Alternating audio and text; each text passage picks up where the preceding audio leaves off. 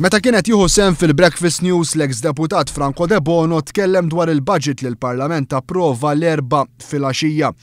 Il-budget ġie approvat f'ħin rekord ta' 48 siegħa, meta l-gvern preċedenti ħa kważi 6 xhur. Il-massimu ta' żmien permess bil-Kostituzzjoni u xorta waħda ma rnexxilux jgħaddih mill-Parlament. Għal dan kollu tweġiba tal-eks deputat Franco De Bono li kienu li vvota kontra l-gvern li kien jifforma parti minnu fl-aħħar leġislatura hija waħda sempliċi.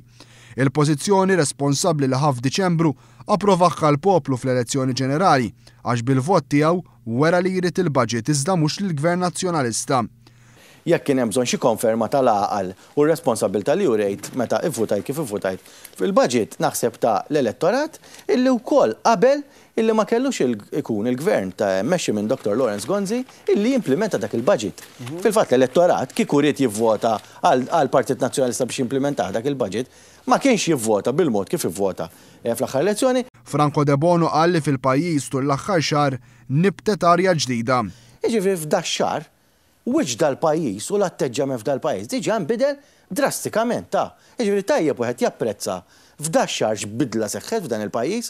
Huwa faħħar l-inizjattivi li qed jieħu l-Ministru Manuel Mallija dwar riformi li hemm bżonn li jsiru imma l-gvern preċedenti qatt ma ta' każ.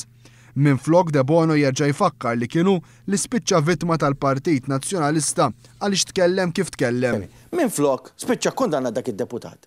Issa għandek Ministru li m'għandu bżonn l-ebda backbencher joqgħod jgħidlu għamel hekk u għamel hekk għax min jeddu u b'inizjattiva proprja mar u jagħmel dak li għandu jagħmel.